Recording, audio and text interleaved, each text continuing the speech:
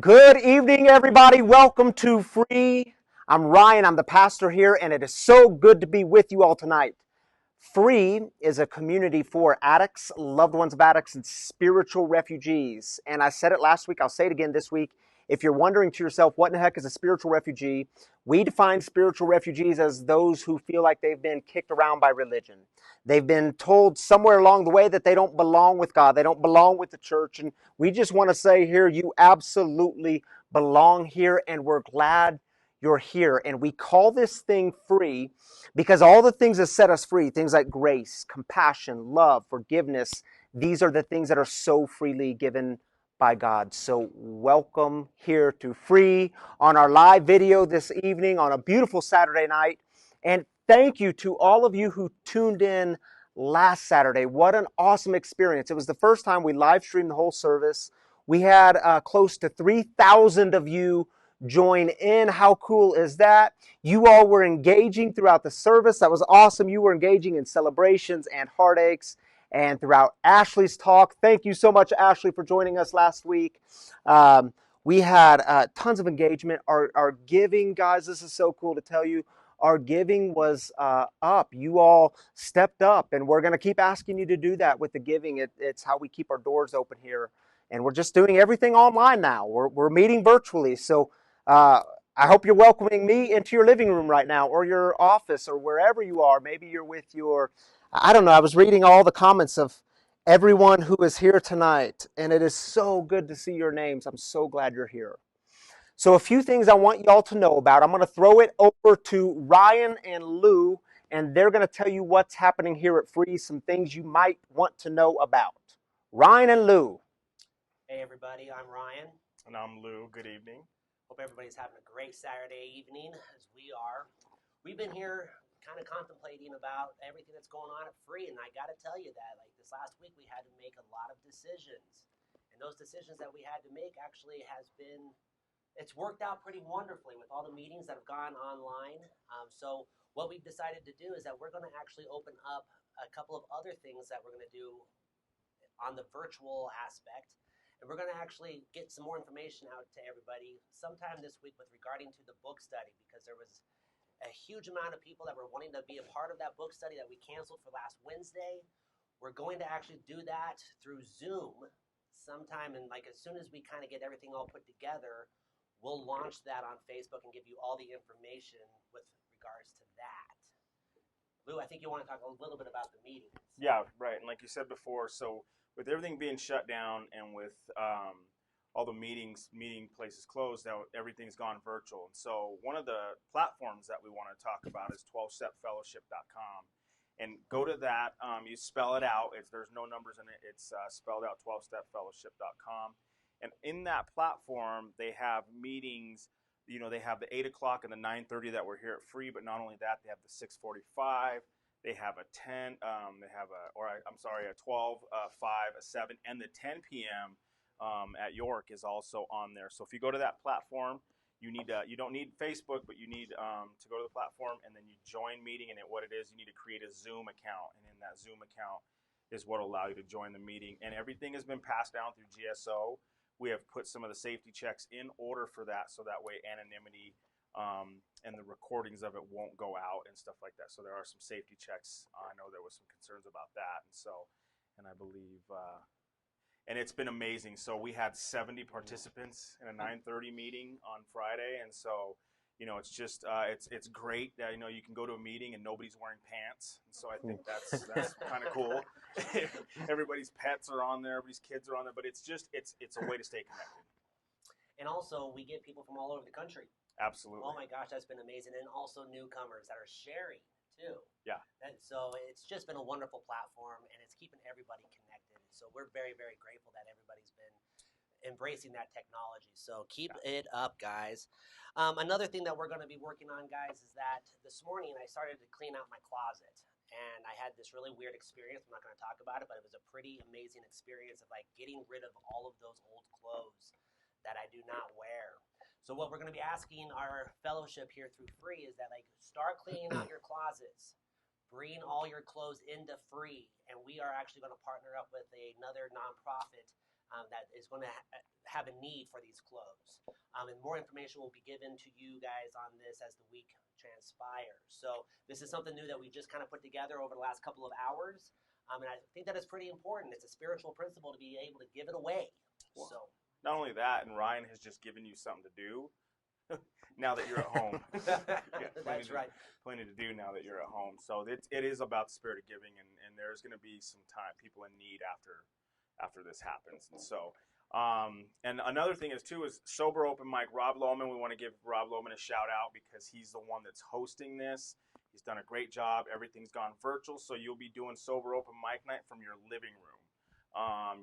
We'll get out the details on how to do that. Tammy will put that up.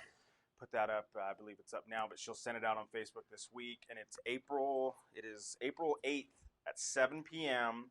Like I said, and you'll log in to the virtual room, and you'll do it from your own living room. And from that, we're gonna have the same performers that we do. Lauren, we want to see you out there. Barrett, we want to see you out there. Dale, Jane, we want to do some poetry. So, and just do it from your living room. It's another way for all of us to stay connected, that we can just enjoy and bring in joy, and then how we can celebrate times like this and stay connected. So I think, Rob, thank you for doing that. 100%. I think other than that, we're going to kind of send it back over to Ryan. All right. Thanks, everybody. Good luck. Thank you, Ryan and Lou. And hey, I just want to invite you, if you're watching right now, hit the share button. Share this service share it with your friends. Bring them in. Let's be community together. And I want to give a shout out to Tammy, who is generally our coffee and communications director. She's behind the computer tonight. So huge. Everyone give love and thumbs up to Tammy, my wife, who's running behind the scenes, running this program tonight. So thank you, Tammy. I love you. All right, y'all, I want to give you a little heads up as to what you can expect this evening. I think we have a slide to put up on the screen of what to expect, just to give you a little rundown. 7 p.m., of course, we're starting with some announcements. Here in just a second, we do celebrations in this community, so we're going to celebrate with y'all. I'll say more about that when we get there. We'll read some of those celebrations together. Then I want to throw out a question to you all for just a time of centering, 2 minutes for you to get centered with yourself. And then, y'all, I want to give a sermon tonight. I want to give a talk about what does joy look like when things are really hard. What does joy look like in the midst of a pandemic? And then I want to check in with you all. And then Saman is in the house, and she is going to come and share some of her story around joy and recovery and what that looks like for her and her experience. Then I want to check in with you all again and just see where we're at. See what questions, comments, observations come up from you. And then the way we end in our community here at Free, if you've never been with us actually in person, is we end with heartaches. And I'll say more about that when we get there, but we start with celebrations, we end with heartaches, and then we'll have a moment of giving and then a closing prayer, and we'll wrap things up. That is what you can expect this evening. Again, I'm so glad you're here. So here's what we'll do now, friends. We will celebrate together. Here's how it works in this community. Your celebrations, now this might be sobriety anniversaries, it might be new babies being born, jobs, new transitions in your life. Whatever we're celebrating, there's something really profound that happens when we celebrate it in a community with 100+ people in our midst. And I know that's when we're in person, but now you have even more than that online. So I'm going to invite you. We're going to take 3 minutes, just like last week. There's going to be some music coming on, and during this time, put in the comment section your celebrations. We want to celebrate with you, but in order to know what we're celebrating, you got to write it in the comments. So get your fingers working, your thumbs working, text in the comments what we're celebrating, and we'll come back in 3 minutes.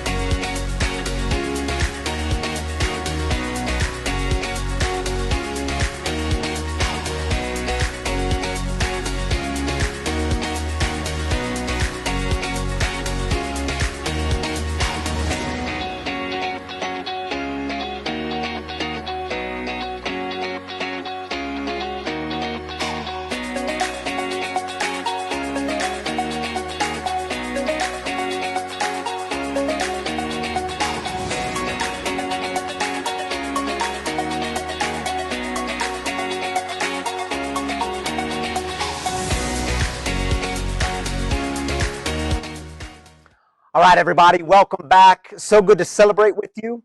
I just want to read some of these celebrations so that we can celebrate them together. Um, Corey is celebrating 3 months today. Way to go, Corey. That is so awesome. I'm just going to read Krista, 2 months and 20 days sober from alcohol. You go, girl. Way to go, Krista. Ashley, I hope we got the audio issues worked out. Our audio guy, our digital content director, Danny, is actually on vacation right now. That's why Tammy's running everything, but Danny is celebrating being on vacation. Hope you are having fun, Colelas. Corey, 226 days sober. Way to go, Corey. That is so awesome.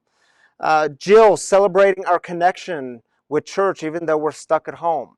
Yeah, Jill, that's why we're doing this. So I'm glad we can celebrate that together because everybody is stuck at home. Congrats to Corey and Krista. Yes.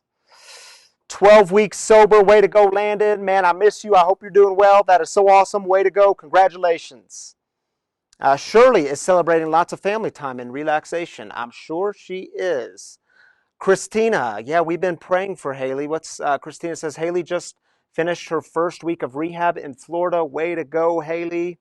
She's doing well. We just had our first family call, and she told us not to put blame on ourselves. She asked us for forgiveness and support. Oh, my goodness. That's awesome. Celebrate our 16-year-old daughter loves another boy from our St. Luke's community. All right, all right, all right. We'll celebrate love. Birthdays in the house. Chris celebrated the actual 1 year sober day today for Laura. Way to go, Laura. Lex is celebrating 3 new residents at the Akron House. The Akron House is a sober living house here in Denver. So glad to hear that, Lex. 6 months sober from Sandy. Way to go. And they just keep coming in, y'all. You can keep the celebrations coming. I won't read them all because we'd be here all night, but it is so good to celebrate with you all. Congratulations with everything being celebrated in the midst of what is a tough time for people, a tough time not only here in Denver and in our country, but globally a tough time, which is why we need to celebrate. So tonight I want to talk about with you, and I want you to engage along the way, what does joy look like to you? What does joy look like when things get really hard? How do we think about joy? How do we experience joy? So I'm going to bring things down for a moment and invite you into a time of prayer and meditation and centering yourself. And we're just going to do this for 2 minutes. And I'm going to throw back some music and a question on the screen, a question that you can center yourself with. What does joy look like to you? And after those 2 minutes, we'll come back together and we'll talk about joy. And it's going to be good.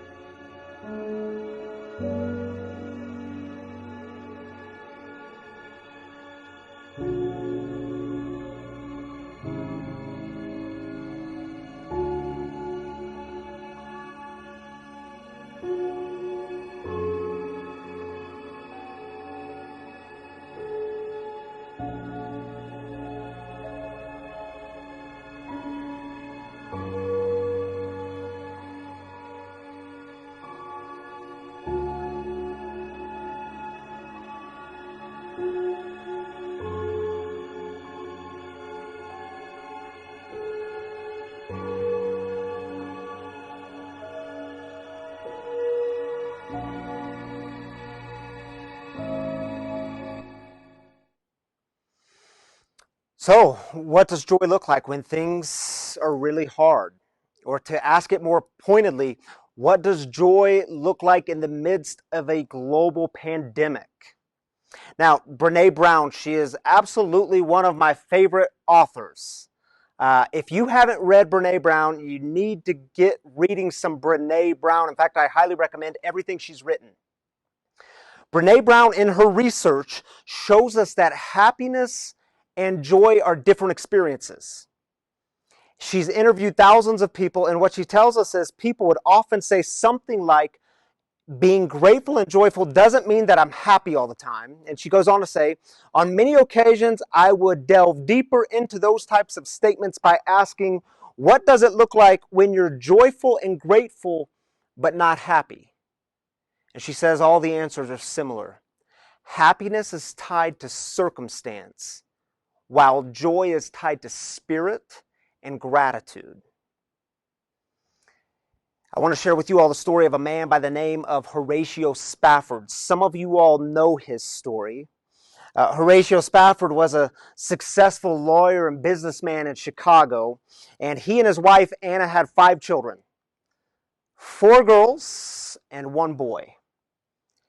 In 1871, they lost their little boy to pneumonia, and in that same year, much of their business was destroyed by the Great Chicago Fire. A couple of years pass by, and business picks up again, and Horatio says to his wife, Anna, you know what, honey, we should get away for a little bit and go explore in Europe. And she says, well, that's a great idea. And 2 days before they were to set sail, something came up in business, and Horatio said, you know what, honey, I think you and the girls should go ahead of me. I can't go, but I'll take the next ship out and I'll meet you over in Europe. And on November 21st, 1873, that French ocean liner was crossing the Atlantic with 313 passengers on board. Among those passengers were Anna and their 4 daughters. About 4 days into the trip, their ship collided with another ship, and their ship went down. It sank within 12 seconds. Anna survived. Their daughters didn't. A sailor was rowing a small boat over the spot where that ship went down, and he spotted a woman in the water clinging on to this floating piece of wreckage, and it was Anna, and she was still alive. So he drags her into the boat, and then 9 days later, they're rescued by a larger vessel, and they're dropped on the shores of Europe. And Anna sent home a 1-sentence telegram to her husband, and it simply read, "Saved alone, what shall I do?" So Mr. Spafford booked the next passage on the next available ship, and he left to go join his grieving wife. And about 4 days into his journey, the captain calls him up to his cabin, and the captain says, "Sir, I just want to let you know we are right now at this moment at the exact coordinates where your daughters perished." And in that moment and in that place, Horatio Spafford wrote these words: "It is well with my soul. When peace like a river attendeth my way, when sorrows like sea billows roll, whatever my lot, thou hast taught me to say, it is well with my soul." It's now become an old and popular hymn. In fact, after the service tonight, I invite you to hop over to YouTube and type in "It is well with my soul" and take a listen to that song and let it center you. But you know, Dave Grohl was the drummer of Nirvana before he became the lead singer of one of the greatest bands of all time called the Foo Fighters. And Dave Grohl has this great line. He said, one of the great things about music is you can sing to 85,000 people and they'll sing it back to you for 85,000 reasons. In other words, if I were to ask 10 of you to interpret this song, "It is well with my soul," well, we would probably get 10 different interpretations. We'd get 10 different meanings because they speak to you at different times on different levels depending on where you are in life. And here's what I hear Mr. Spafford saying in his song, "It is well with my soul." I hear him saying, I have joy because I recognize the significance and fragility of this life and this moment, and tomorrow everything could be different. Therefore, I must do something with this moment. You see, what does joy look like when things get really hard? You know, along the way, I've learned what I think I can boil down to 3 things about joy. And the first thing is, you can have joy without necessarily being happy. I mean, I believe that you can be going through something really hard in life and you can still be rooted in joy. And I'm just going to keep these brief. The second one I've learned is joy always walks hand in hand with gratitude. You see, if I don't have joy if I don't start with gratitude. I don't get to joy if I don't start with all the things that I do have. And so often it's too easy for us to start with the things we don't have. I don't have this. I don't have that. I don't have enough of this. I'm not enough of that. I don't have that degree. Don't have this money. When I start there, I don't have joy. But when I start with what I do have, it tends to lead me to joy. And we get it backwards, don't we? Sometimes we want to say things like, well, if I could get more joy, then I would be more grateful. It's not the way it works, at least not in my life. In my experience, if I start with gratitude, then I get to joy. And the third thing that I've learned about joy is found in relationship. And again, in my experience, you cannot find joy in isolation and disconnection. You know, there's this really weird and beautiful story in the New Testament book of Acts in the scriptures. And it comes from this book called Acts. It's in the New Testament. It comes from the chapter 16 of Acts. And the backstory to this particular story is the Apostle Paul and Silas, they're traveling around these different regions, starting new churches, starting new communities. And this story in Acts chapter 16, it takes place in this city called Philippi.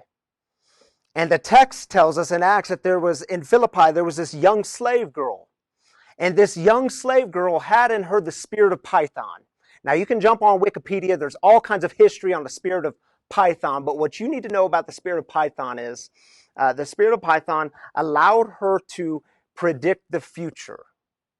So this young slave girl has been following Paul and Silas for days, condemning them, trying to predict the future. And finally, Paul gets so fed up. He gets so annoyed. He turns around to this girl. I know, a bit of a weird story. Bear with me. He turns around to this girl and he says, I command the spirit to come out of you in the name of Jesus. And the spirit comes out of her. Now, if she's a slave girl, that means she has slave owners. These slave owners were making money off of her predicting the future for people. If this spirit has come out of her, how do you think they feel about this situation? They've just lost their ability to make money off of this slave girl. So the owners of this slave girl, they go to some of the higher ups and they say, hey, Paul and Silas, they're advocating for unlawful customs of the day and they're causing problems. They're disrupting the system. In fact, the text tells us the exact words are, they are causing an uproar in our city. And the crowds join in the attack, and the legal authorities ordered that Paul and Silas be stripped naked, beaten with rods, and then thrown into prison where they were in chains by their feet. Now, I imagine in that moment, for Paul and Silas, it seemed like everything was falling apart. I imagine Paul might have been thinking something like, come on, God, this is what I get? I mean, I was following you. I was doing your plan. I was doing your will. And this is what I get? Stripped naked and beaten and thrown into prison? You see, my brothers and sisters, is it possible that when it feels like things are falling apart, sometimes some things are actually falling together? You see, maybe you feel like you've been following God or you've been on the path that the universe has laid out for you and things were going well in your life. I mean, your life trajectory looked a lot like this, just on that upward trajectory. And then the coronavirus hit a couple of weeks ago. And all of a sudden your life stopped looking like this and it looked more like this. and it threw you all kinds of twists and turns and curves. And it feels like in your life, and when you look out to the world around you, and when you turn on the news in your living room, it feels like everything is falling apart. Yeah. That's that way for lots of people right now. And it's like now you find yourself in all sorts of prisons. Prisons of fear, prisons of panic, prisons of unrest, and you are in chains to the things in life that you never thought you would be in chains to. And so let's just pause for a moment. And I want you to take a moment and look at your life. What are the things that are actually falling together? In other words, what are the things that God is redeeming along the way? And I want to be real careful here, because God isn't found in destruction. God is always found in healing. And I say that because I've gotten lots of questions this week. Questions on Facebook Messenger, questions in emails saying, Ryan, why do you think God is doing this? And the truth is, bad questions get bad answers. God isn't doing this. In my readings of the Scripture, my experience with the Scripture, my experience with God, God had nothing to do with this. God does not go around starting viruses and then spreading viruses so that other people get sick and suffer, and some of those people actually die. And if that's who God is, totally count me out. I want nothing to do with that God. So where is God? God is always found in the healing. Look for God in healing. Where are you seeing healing happen? What are the things that God is redeeming along the way? Where are the things falling together? Because these are the things that will allow you to be in prison, but not imprisoned. These are the things that will allow you to be in chains while at the same time experience freedom.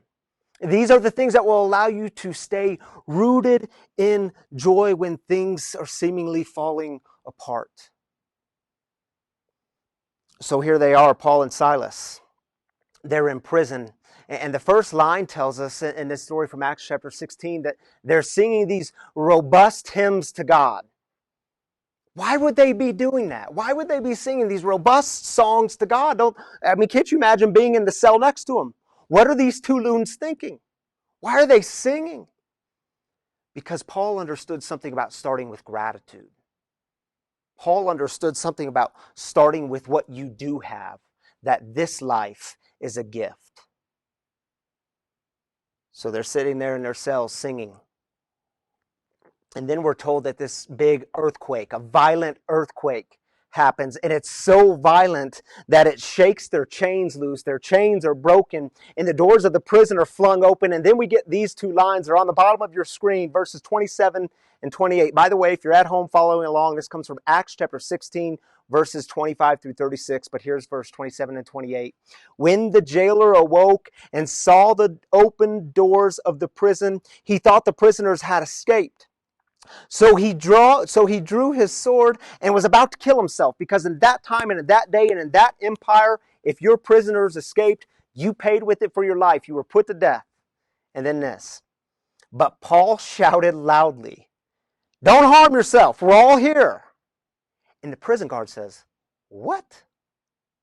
You all stayed here? Why'd you stay? Your chains are broken. The doors are open. You could have left. Why did you guys stay?" And this conversation takes place. And then this prison guard looks at Paul and says, "How do I get that kind of life that you have? You seem to have the fullest, most eternal kind of life. How do I get that kind of life?" And then the prison guard invites Paul and Silas into his home, where they share a meal together. The prison guard introduces Paul and Silas to his family, and then they're talking about the things of God together. And by the end of the night, Paul baptizes the prison guard and his entire family. Paul stays, and he could have run. He was free to run, but he stayed, binding himself to the other. Binding himself to the prison guard, saying essentially to this prison guard, "Your well-being is wrapped up with my well-being. We are in this thing together." And here's what's really interesting about that story. Paul wasn't really in prison, was he? I mean, Paul was free even while in chains in a prison cell. Paul wasn't really in prison, was he? It's as if Paul says, look, there's a place within me that you cannot take or touch or move, and these chains do not define me. And here's the deal, y'all. I know that things are hard right now. I know for some of you, things are really hard right now, and it feels like everything is falling apart. And the truth is, you are free to escape. You are free to run. You are free to check out. You are free to worry only about yourself and no one else. You're free to do it. Many of you know how to do it. I know how to do it. I'm good at it. I know how to check out. I know how to pick up a drink and completely black out to everything that's happening around me. I know how to do that. That's Ryan's old ways.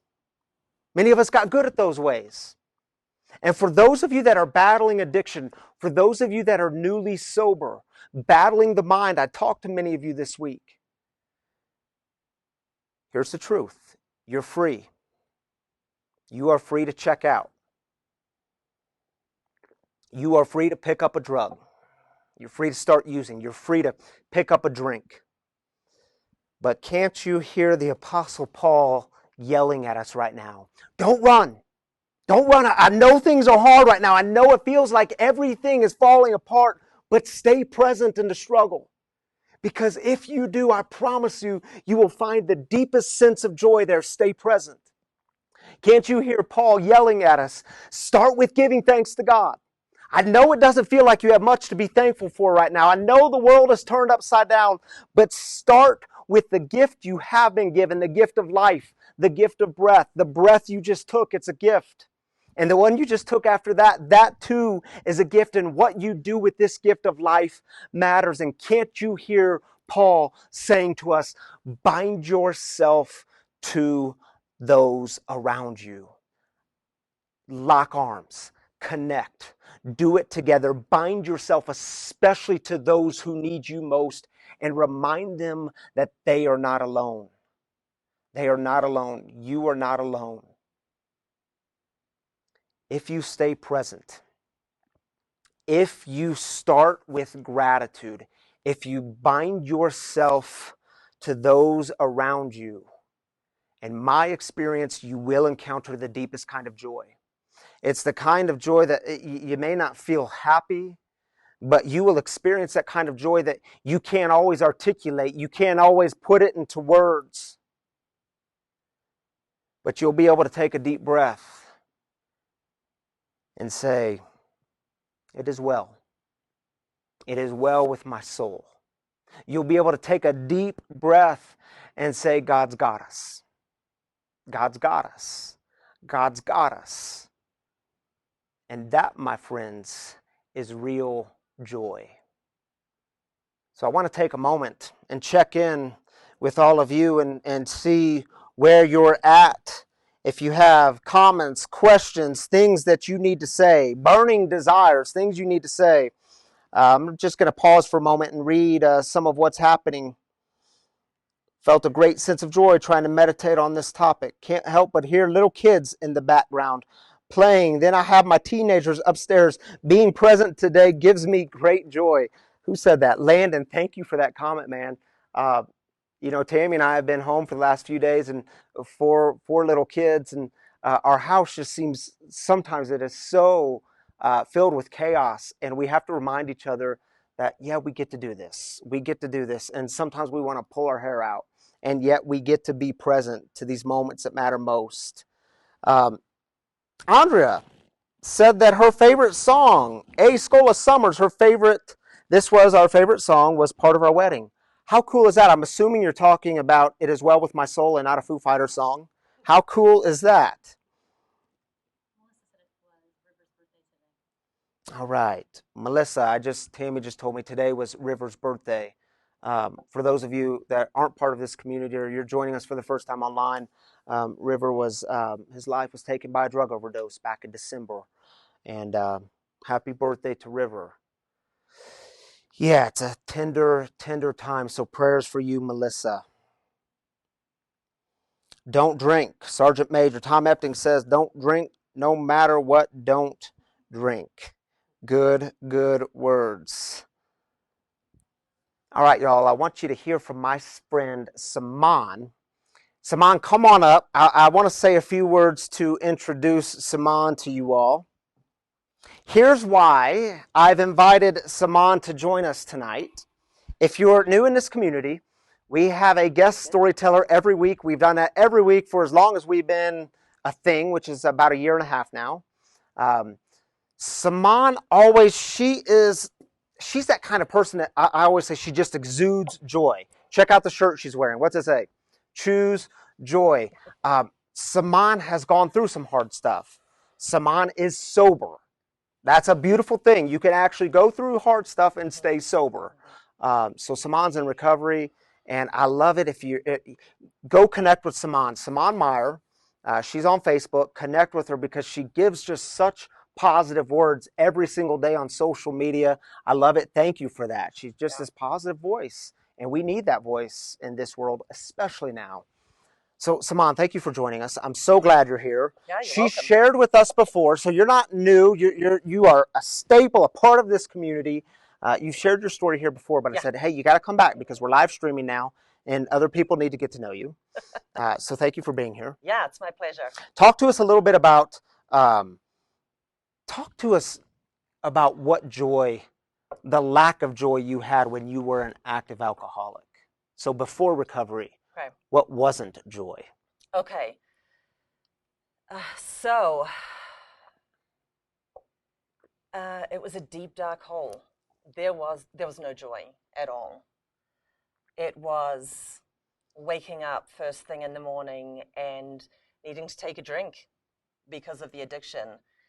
It was passing out, so that I could get rid of some of the alcohol in my system and then set an alarm and then wake up again in time to get my daughter from school. And it was hiding in my closet and drinking. It was not having a voice anymore. It was complete disconnection. It was complete disconnection. Yeah, I didn't know how to be with the world anymore. Yeah. I was completely disconnected. Yes. So tell us a little bit about. I just want people to get a glimpse, and I know we just have a few minutes, so you're not going to get the whole story, but tell us what recovery looked like and how those glimpses of joy started to happen in recovery. And then I've got more questions for you. Yay! We love questions. So joy happened as soon as I got in the vehicle that took me to my rehab center. When I surrendered, that was joy, knowing that I was about to put myself in the hands of people that knew how to deal with me because nobody else knew how to deal with me. Joy was getting through a medical detox and saying to these people, thank you for doing that. I couldn't do that myself. Tell me what to do. I will do whatever it takes. Joy was having people there who have walked this path before me that knew what to do and that knew the steps that I needed to take.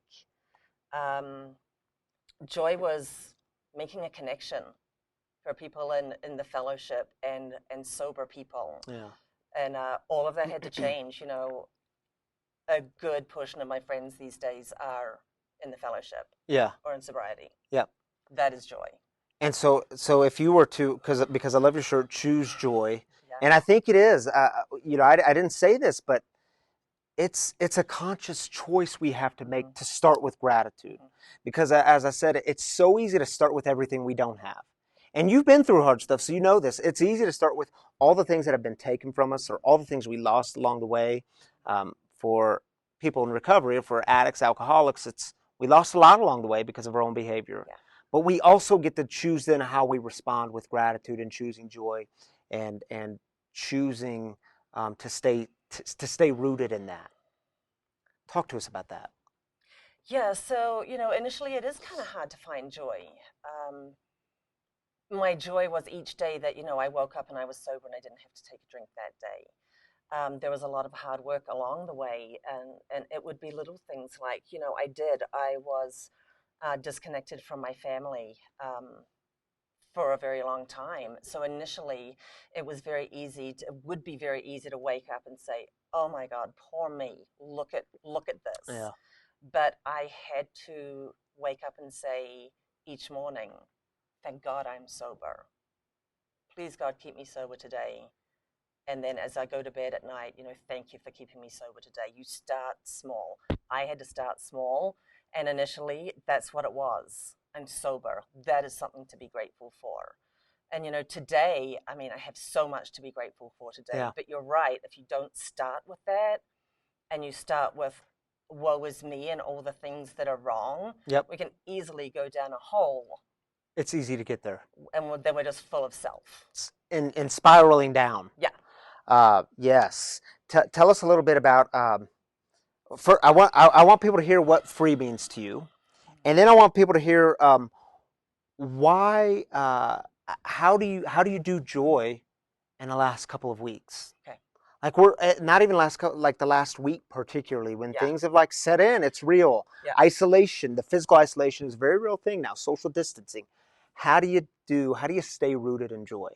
So talk to us about those two things. Yeah. So first off, what does free mean to me? Well, I found free, God, it's got to be close to a year ago now, and free is home to me. I come here every Saturday, unless there's something major going on. Free is my community. Free is like-minded people. Free is no judgment. Free is family. Every single time I leave here on a Saturday night, I have so much joy. I have so much gratitude that I have this community. Free is home. Can I tell a funny story about Simone? I've told this story before, but on our 1-year anniversary, we had a huge celebration here, and we invited some open mic sharing. And you were somewhat new at the time. I mean, you'd been here a few times, a couple months maybe.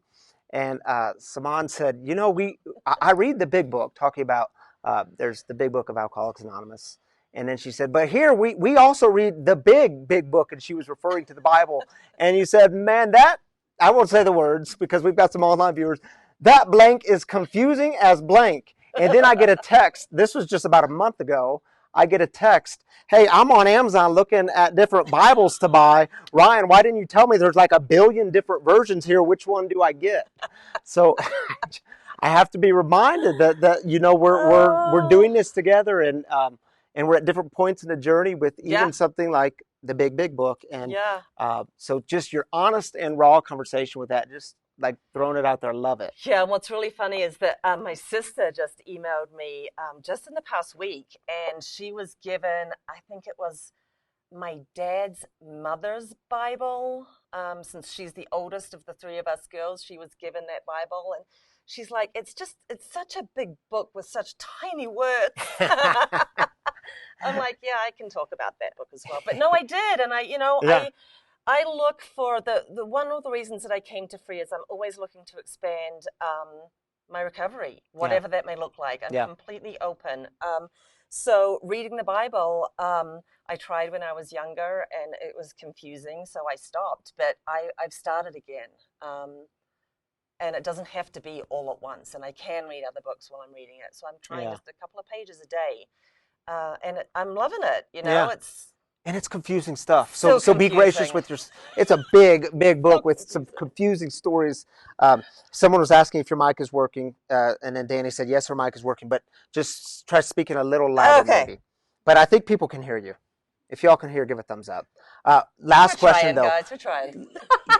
Last question I want to ask you, Simone, is give people some hope and how to do some joy in this time. Like we said, the last week, the last 2 weeks, what does it look like? How do you get there?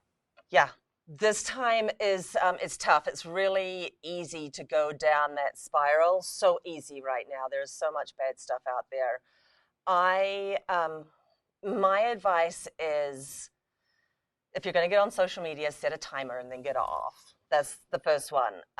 But I choose to look for the good. I choose to go on the Nextdoor app and see who needs help. I try to see who's giving help. there are stories of people who have had groceries paid for in the grocery store. And I don't know the backstory behind it, but this woman was so grateful. You know, even like, I got some toilet paper tonight. Thanks, Lou and Shannon. Appreciate that. Woo! It's just, you know, you have to look for the good. The good is there. Yeah. And I truly believe that, you know, like you, things don't happen to us, things happen for us. Yeah. And this is a really big obstacle right now. This is a big thing. I've also learned, you know, in my health coaching community, the obstacle is the way. The obstacle is not in the way, the obstacle is the way. It's like in recovery, you know, we have hard things that we used to drink over or drug over, and we don't have to do that anymore. We are able, we have the tools now to walk through those things. Yeah. So, and we get to do it together. And we get to do it together. I mean, we've been able to bring our 9:30 meeting online. The attendance is insane. You know, looking at those people online every day is almost as good as being in the room. I've made so many connections through this that I'm grateful. I'm super grateful. Yeah, I mean, our community is just, it's the bomb. Yeah, the It's bomb. That's the amazing. right word for it. And I love what you said at first. The joy comes in looking for those who need help, Yeah, for those who are helping other, because I think it goes back to that core that we experience joy by binding ourselves to other people, locking arms, and do it together. We can all sit in our living room, and some of you more than others. I mean, again, we talked about this last week. There are real concerns in the world. In your personal lives, you may have some real anxieties and fears right now, and that's okay. Totally okay. But to stay there and to live there, well, you're not going to have much joy. So how do you make the decision to step out of that and to bind yourself to other people and do community together? Because that's what we need during this time. We cannot do it alone. I said it last week. We can't afford to isolate. We can't afford to disconnect.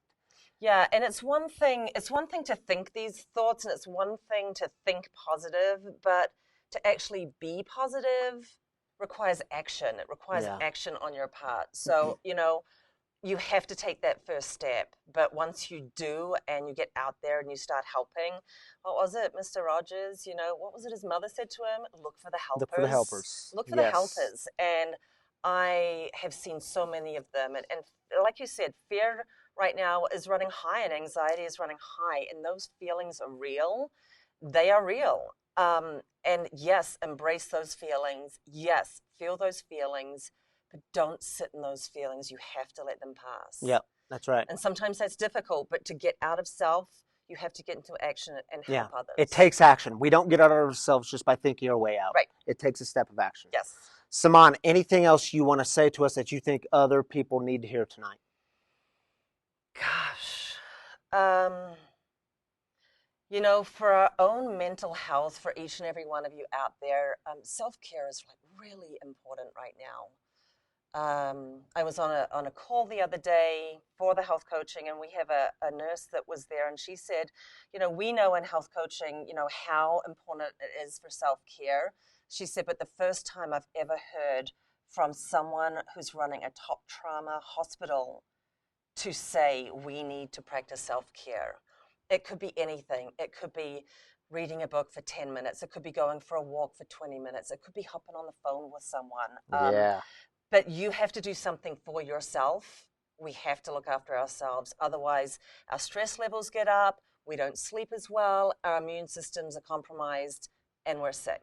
Yep. So self-care is huge. Self-care, so big. Thank you for that. Yeah. Here's what I would say. Each week every time we have a storyteller, I invite them to stick around afterwards and let people connect with them.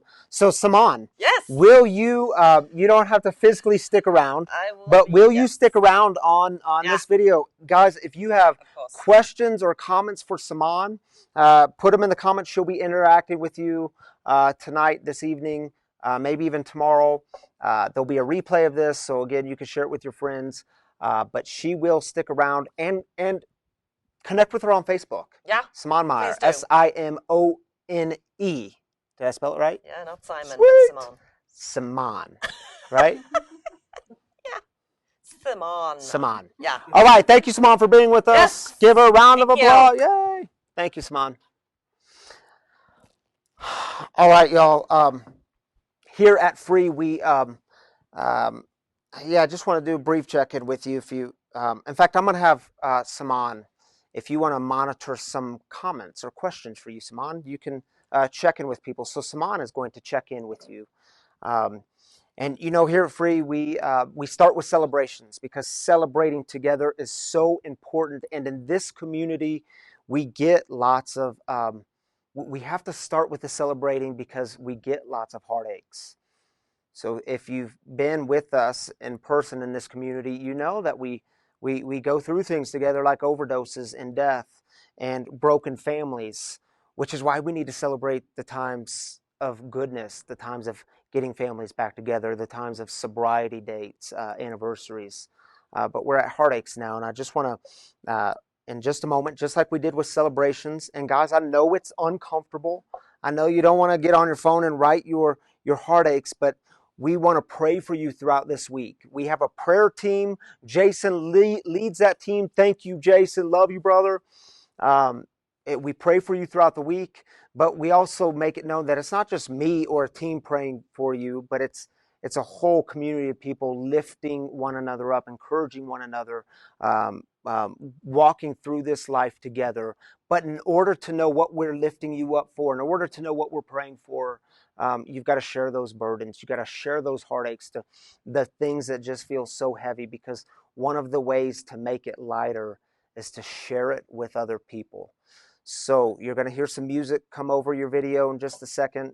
And I want you to take 3 minutes, and then we'll come back together. I'll read some of those heartaches, not all of them, because there's going to be a lot, but I'll try to read as many as I can. So type them in the comments now, share them with the community so we can be lifting one another up. It is how we remain community here, especially during this time. So I'll see you back in 3 minutes.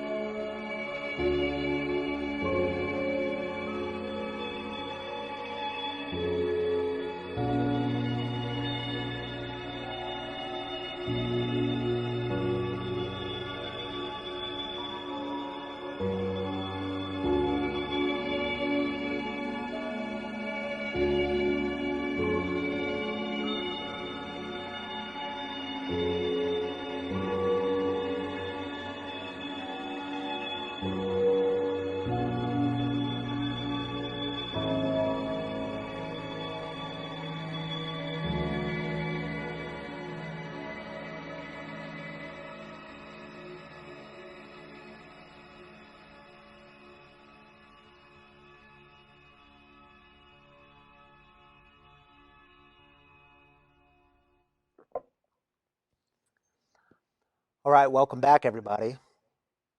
I'll just read a few of these comments. Thank you all so much for interacting with this community and participating. So it's lots of voices. Marcy says, I'm grateful for all the amazing helpers at Free. Thanks, Simon and Ryan. Thank you, Marcy. Thank you for being a new part of this community. Welcome to Free. Let me scroll down a bit. Amy says, our son Zach and Annika have been together for 10 years. In August, Annika's mother had a heart transplant. A month ago, she contracted a disease which destroyed the proteins in her brain and led to her death. The hope for a healthy life has been snatched away from her family.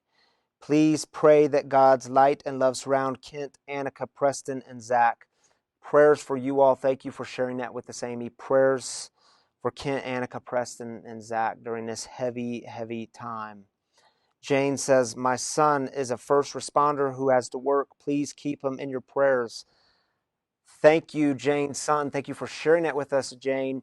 Prayers for all of you first responders out there, all of you medical, everyone in the health field, all the medical professionals. We are holding you and lifting you up in prayer tonight. Kristen says, pray for the people in early recovery to stay connected and lift the heavy phone. Yes, if you're early in recovery, if you're late in recovery, still connect with other people. Pick up the phone, connect. FaceTime them, Zoom them, whatever. Call them by voice. Chris, missing my two young sons in Boston. Prayers for you, Chris. Prayers for all the healthcare workers in the front lines of the fire. Yes, Gina, thank you for that. Danny, pray for small business owners and hourly workers right now who are deeply affected by the coronavirus. Yeah, I talked to lots of you this week. Lots who have been affected. Lots who are in financial insecurity, financial fear. Those of you that are being deeply affected, prayers for you. Thank you for that, Danny. My sister's a nurse, Jamie says, prayers for her, for the mental health workers. Pam says, please pray that my little startup company survives this economic downturn. Prayers for your little company, Saman. Monica says, I'm a nurse taking steroids and methotrexate and still working. I pray that God blesses me and all my coworkers. It's definitely a challenge at this time. Prayers for you, Monica. Thank you for sharing that with us. Landon, just want to pray for the homeless during this time, the stability and resources. Yes, we're lifting up the homeless, our homeless brothers and sisters. I know it's a scarier time now, and we're lifting you up in prayer. Amanda says, I lost my job, and I'm the sole supporter of my household. So sorry, Amanda. Prayers for you. Being a nurse is scary right now. Yes, Christina, prayers for you. Free, please pray for our friend Jill. She's an ICU nurse. I ask us in prayers to keep her strong, healthy during this uncertain time. Thank you, Melissa, for sharing that with us. Prayers for Jill. Prayers for all the healthcare workers, Marty says. And I could read more, but I'm going to cut things off right now. That doesn't mean you all can't keep sharing the burdens that you're carrying, because again, when we put voice to them, when we articulate them, when we lift them up to God, they have a way, when we do it together in community, they have a way of all of a sudden becoming a bit lighter. Speaking of being community together, you know, one of the central images in this community is our wagon. And the wagon sits front and center every Saturday night. It just stays a central image in our community, and it has been from the very beginning. In fact, when Tammy and I started this thing called Free in our backyard, what are you pointing at? Oh, I was looking in the wrong camera. When we started Free in our backyard, we even had the wagon in the center of our yard. It's a central image, and the story of the wagon, yes, y'all have heard it before. Many of you have heard it before, but you need to hear it again. When I was at the LA Rescue Mission, this was a few years back, and it's the largest rescue mission in the country. And I believe it was the executive director. He was giving us a tour of the rescue mission, and he took us up to I believe it was the third floor, where all their memorabilia is, where their photos are of their history. And in the center of that is this large picture of a wagon. And I said, dude, what's the story with the wagon? And he looked at me and he said, man, you don't know the story of the wagon? And I said, no, but apparently I need to know, so tell me. And he said, man, that is how the rescue mission got started back in 1891. This wagon would go into the roughest parts of Los Angeles, and this wagon and those on it would distribute things like food, clothing, hope, Bibles. And then at the end of the night, they would welcome anyone who wanted to get on the wagon and go back to a place of safety and recovery to jump on.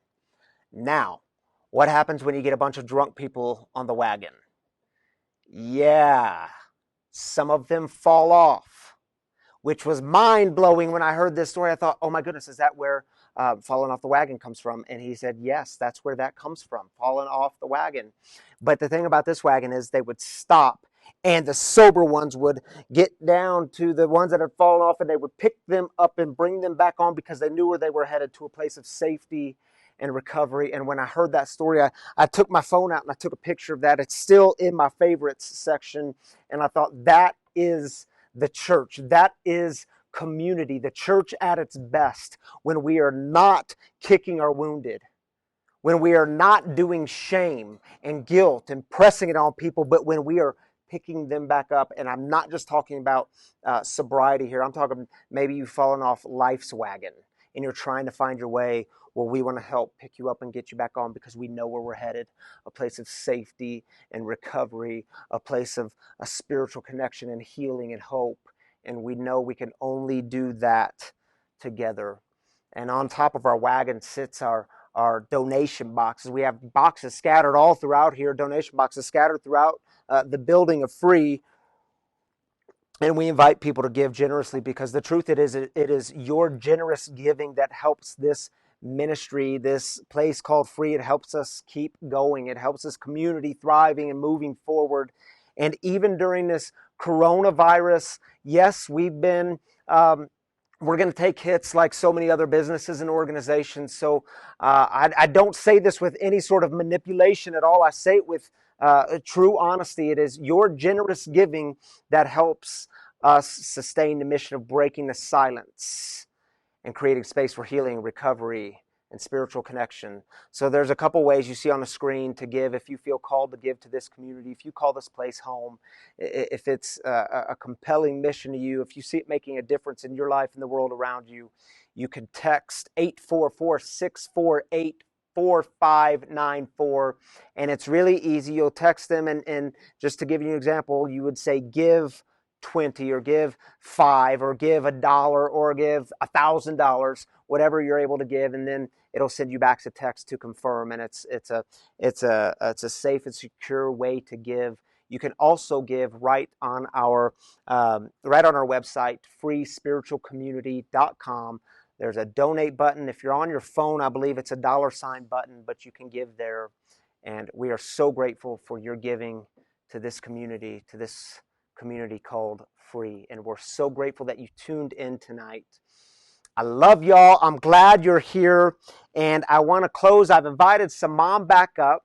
I want to share with you, some of you know this, others of you, this will be brand new to you, but it's called the Third Step Prayer. And it's a prayer, well, I'm not even going to explain it. I just want you all to pray it with us, because we're going to have it on the screen. I've invited Saman to come back up and lead us in this prayer. We're not connecting. We're not going to hold hands. We're not going to do that stuff like we usually do in this community on Saturday nights, because we're in the midst of social distancing. So we're going to do that, but join us in this prayer. God, I offer myself to Thee, to build with me and to do with me as Thou wilt. Relieve me of the bondage of self, that I may better do Thy will. Take away my difficulties, that victory over them may bear witness to those I would help, of Thy power, Thy love, and Thy way of life. May I do Thy will always. Amen. Amen. You know, we mentioned that prayer last week, so I wanted to pray it with you all this week. Tony G put it in the comments last week. Thank you for that, Tony G. Again, so good to be with you all. Grace and peace to you, my brothers and sisters. I miss y'all. I love y'all. And I'm trusting that this week you are going to experience the deepest sense of joy, because you don't have to be happy to experience joy. You can go through really hard things and still experience joy. And start with gratitude. If you start with gratitude this week, keep your eyes open because you're going to experience some joy. And bind yourself to other people. Bind yourself to those around you. Lock arms, connect, do it together. We need each other now more than ever. God bless y'all. We will see you next week, same time, same place. Invite your friends to be a part of this live streaming experience, and we'll see you then.